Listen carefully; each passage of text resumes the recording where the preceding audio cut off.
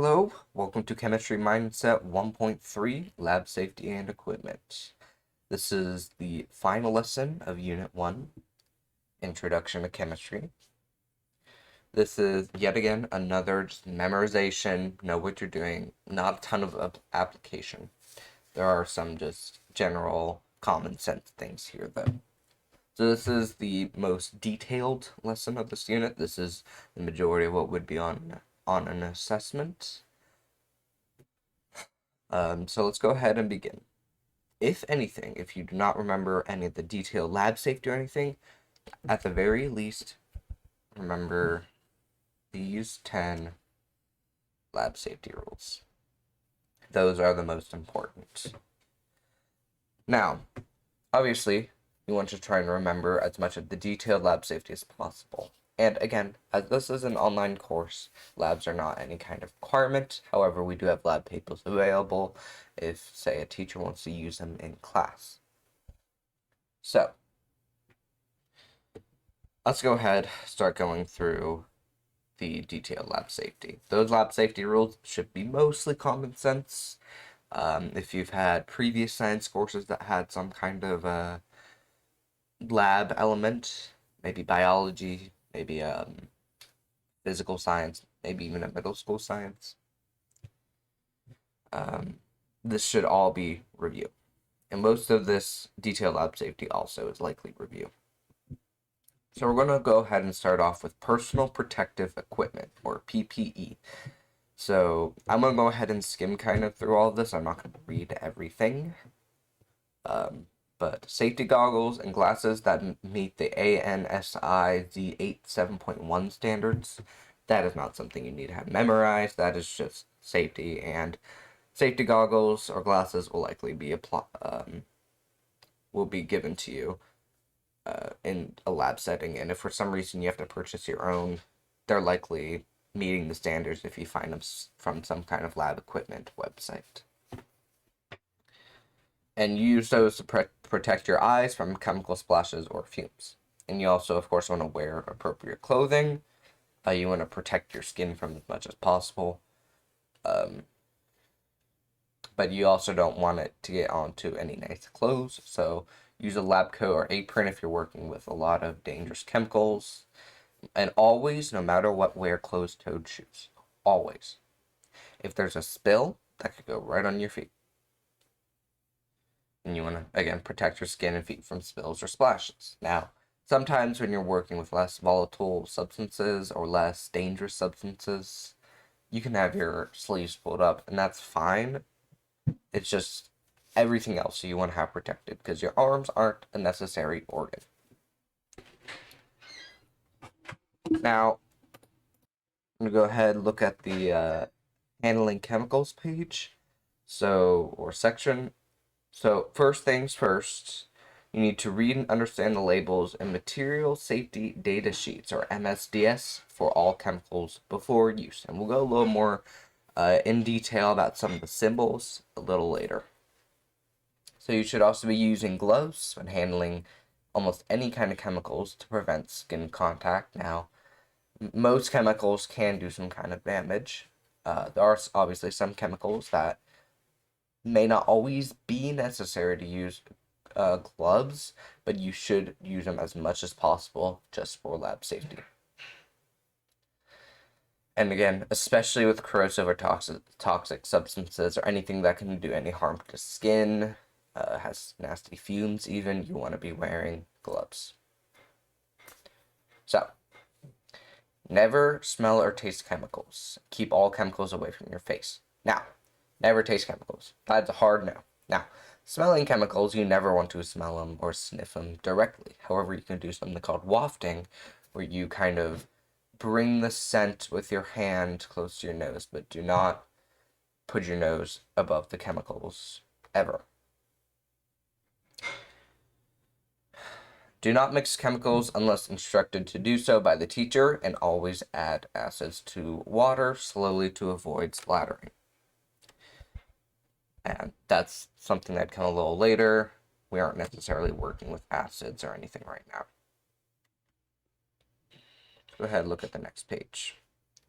So, laboratory practices: follow all instructions, do not perform unauthorized experiments or deviate from established procedures, keep workspace clean and organized, with all equipment properly stored, either in holders or something like that. Report any accidents, spills, or injuries to the teacher immediately, no matter how minor they may seem, and only use equipment that you have been trained to use properly. Those should all be common sense. Those should all maybe come from previous science courses. So some general safety, again, this is more common sense. No eating, drinking, chewing gum, or applying cosmetics in the lab. Wash your hands thoroughly with soap and water before and after working in the lab. Never engage in horseplay. Keep aisles and walkways clear of obstructions to ensure easy access to emergency exits and safety equipment. Familiarize yourself with the location and proper use of safety equipment, such as fire extinguishers, eye wash stations, and emergency showers. Those would be all shown by the teacher on one of the first days of the course. So now going on to disposal and cleanup. Dispose of chemicals and other lab waste according to the teacher's instructions and local regulations. Unless instructed to do so, never pour chemicals down a sink. And if you are instructed to do so, make sure water follows. We don't want chemicals in any kind of system that don't belong there. So, clean up spills immediately using proper or appropriate materials and techniques as instructed by the teacher. So let's say an acid spills that could do damage to your skin. You don't want to just clean that up with the paper towel in your bare hands. And rinse glassware thoroughly before returning it to the storage area. Never pour chemicals down the sink unless instructed to. So you just want to make sure glassware is clean of chemicals. That's all that is. So now, working safely with equipment, which we'll go through some of the types of equipment here in a moment. Use heating devices such as Bunsen burners or hot plates with caution, and always turn them off when not in use. You don't want to burn yourself. Common sense. Handle glassware and other equipment carefully to avoid breakage or injury. Again, common sense. Never use cracked or damaged glassware. You should always be checking for these cracks or chips before you go to use them.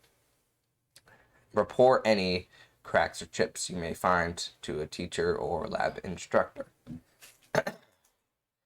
And use fume hoods or ventilation systems when working with volatile, we'll cover what that means, or noxious chemicals to prevent inhalation exposure. Most, if it's a classroom kind of setting, there'd usually be several lab tables with fume hoods above them. There may be one separate location that has a sliding door that you can bring down into a ventilation system, things like that. So some of the emergency procedures we need to discuss is knowing the location of emergency exits, fire alarms, and first aid kits in the lab. If some kind of injury happens, maybe even if it happens to your teacher, you need to know what to do. If it isn't your teacher, you should notify them first. So in case of a fire, follow the appropriate evacuation procedures, and that's probably mandated by the school or will be covered by your lab instructor. Use fire extinguishers only if trained to do so and the fire is small and manageable. And then again, if a classmate or you is injured, seek medical attention immediately, notify the teacher or lab supervisor. And make sure you familiarize yourself with emergency shutdown procedures in case something massive happens. So now, some of the types of equipment. This is probably more than you'd likely ever use. But there's a lot of likely familiar things here. However, I did put some clarification things. There's a few things here like a spectrophotometer, or however you pronounce that. You may not know what that is, but you could likely infer based on the word. So some of the common equipment that you may have used before, like beakers, test tubes, graduated cylinders, Erlenmeyer flasks, which Erlenmeyer flasks are your classic, like, almost pyramid-shaped flask. Bunsen burner. Those are all likely ones you've seen before or heard of. So ring stand and ring clamp, you can use those to maybe hold a test tube. You can use many different things for that. Crucible and crucible tongs. So a crucible is essentially, if you don't know, you can heat chemicals in it, and it's reusable, but tongs obviously go with that. So pipettes, should know. Thermometers, you likely know. Funnel, you likely know. Stirring rod is simply just a strong glass rod used for stirring. A watch glass is a small, it almost looks like a kind of a bowl, but it's really not. Mortar and pestle, may not know what that is. If you're into cooking, you might. It's basically, it's made out of some different materials. It could be ceramic, it could be almost like a traditional stone. It's like a little thick bowl, and then the pestle is, it's almost like a cylinder rock kind of thing. And you can use it to break up chemicals and things like that. So a balance, electronic or beam, you'd be instructed on how to use either of those. Hot plate, as we discussed earlier, can just be used for heating substances if you don't want a flame. pH meter can be used to measure pH.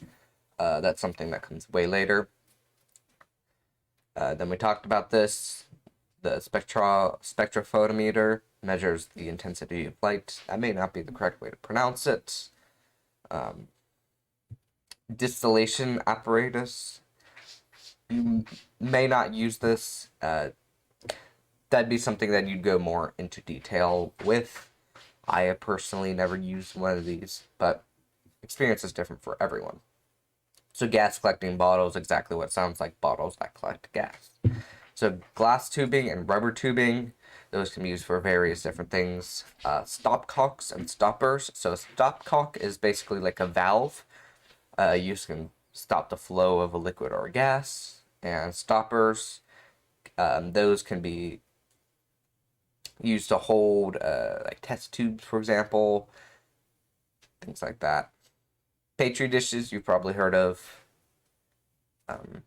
Desiccators, you likely haven't heard of these. Sealable enclosure to store water-sensitive chemicals, such as cobalt chloride from humidity. Some chemicals can react with the water and the humidity in the air. Sealable enclosures like desiccators can help prevent that. So then there's filter paper and a Buchner funnel. Think of it as like a funnel plus a strainer. That's all that is. And filter paper is something you use way more commonly. For example, like a coffee filter. And then a fume hood, likely already installed. So now let's go ahead. Let's look at some of the lab safety symbols. These are the most common ones I tend to see.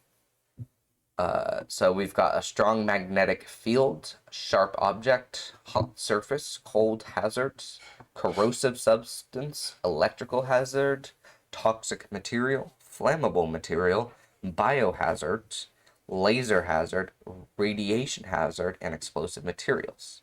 Those are some of the ones I see the most often. But there are, of course, more than just that. So you need to perform a risk assessment. That's what we call it. Identify what chemicals may have these labels and know how to use them properly so that something doesn't go wrong. I also added this here from earlier. We mentioned volatile substances. So volatile chemicals, they basically can evaporate easy. They leave off a lot of fumes, essentially.